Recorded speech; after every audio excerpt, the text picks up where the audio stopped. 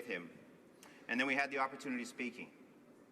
He's been homeless for a number of years. He's been forgotten for a number of years.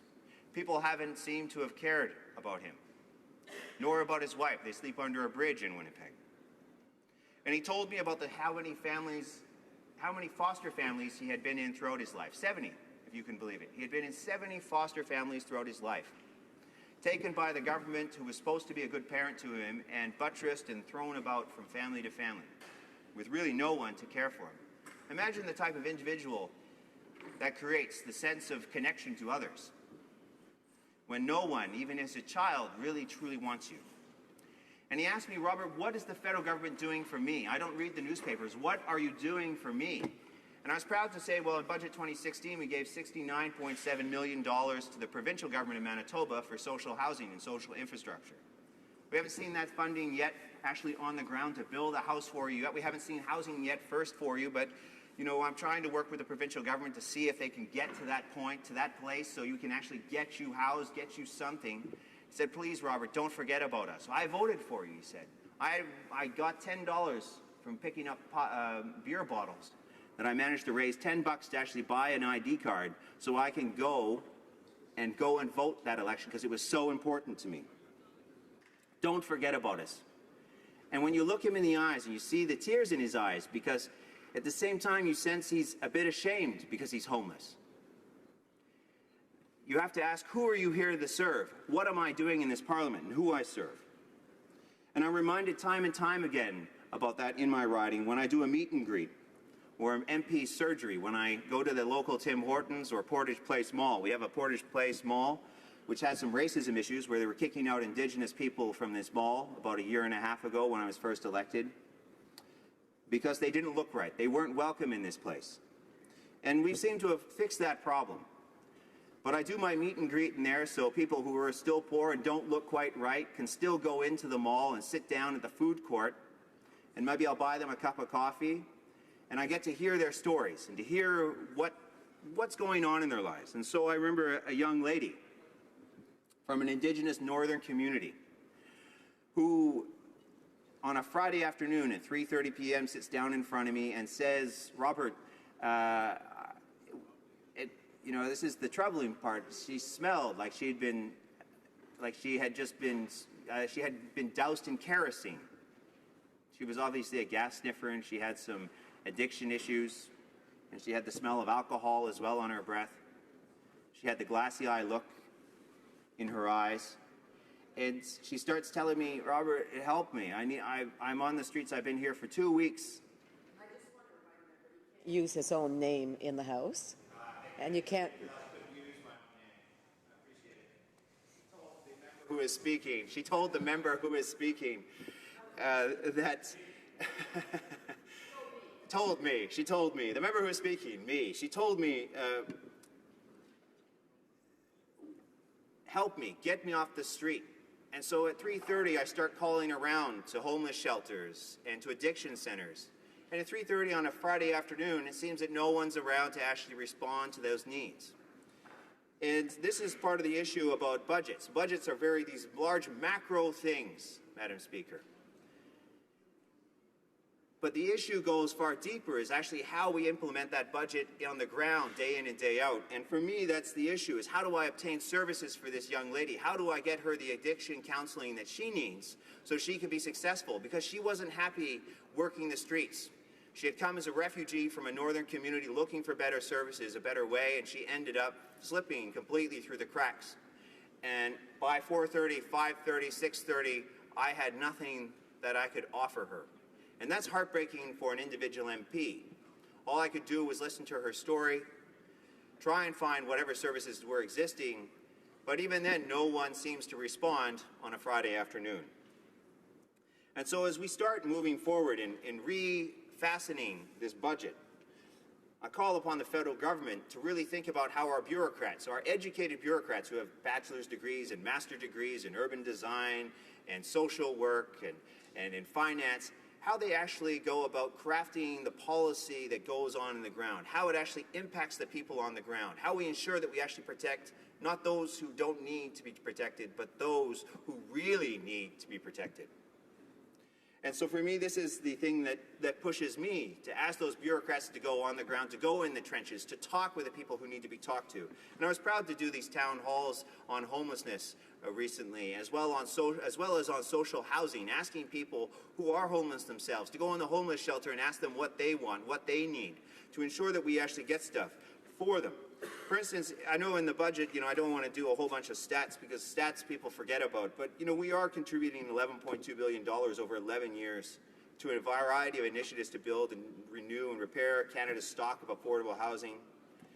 And I know we're trying to renew a federal, provincial, territorial partnership in housing. We're also trying to build a new national housing fund administered through the CMHC, the Canada Mortgage and Housing Corporation, which is going to receive another $5 billion over 11 years.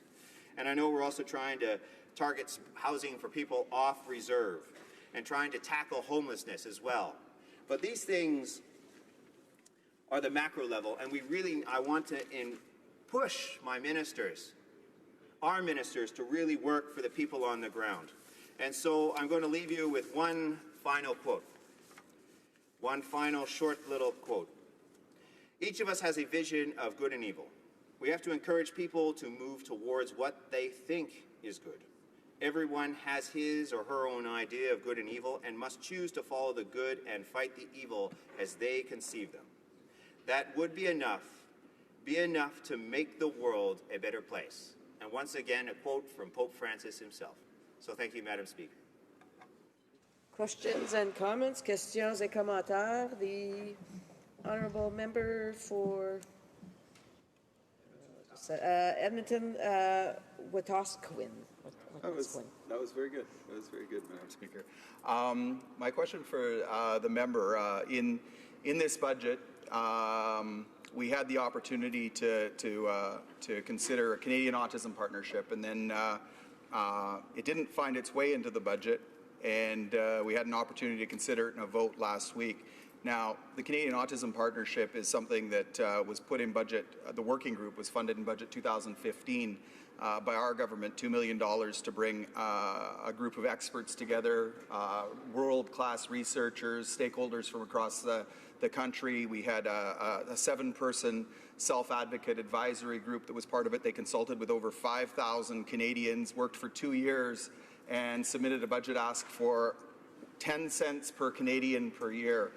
A dime per Canadian per year for a Canadian Autism Partnership, an entity that would bring together the autism community from across the country and bring all of this expertise together to advise governments in their jurisdiction on the best way forward for Canadian families living with autism.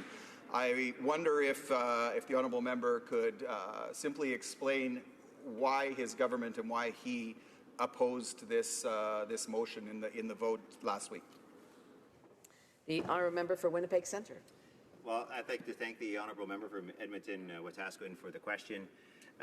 From what I understand, we felt from the government's position was the motion was a little bit too narrow. And so I applaud the member for his advocacy on behalf of people with autism and ensuring that this advocacy moves forward, and we really try and find what we can do to make lives better for people who do have autism.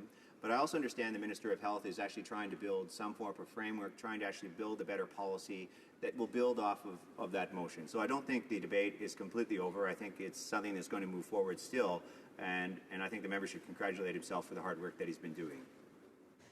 Questions and comments, questions, commentaires, l'honorable député de Sherbrooke. The honourable member for Sherbrooke.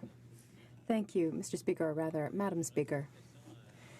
I would like to ask a question of my colleague who talked about people who are forgotten in Canada. I was wondering what he thought of one of the sections. There are many sections in this bill. The section that increases salaries for judges.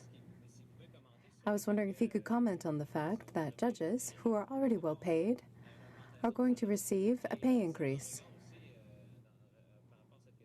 And looking at that issue, does he think that perhaps we should separate the bill to withdraw that section in order to be able to vote separately on that specific matter?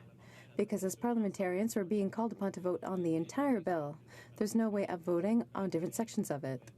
Could my colleague tell us about this issue? particularly this particular section, and if he thinks that perhaps withdrawing it would be a good way of being able to express oneself about judges' salaries. I would like to thank the member of Sherbrooke for the question. We sit on the same committee, on the Finance Committee. I have a lot of problems with judges' salaries. They represent a small minority. I know that it's a policy for many governments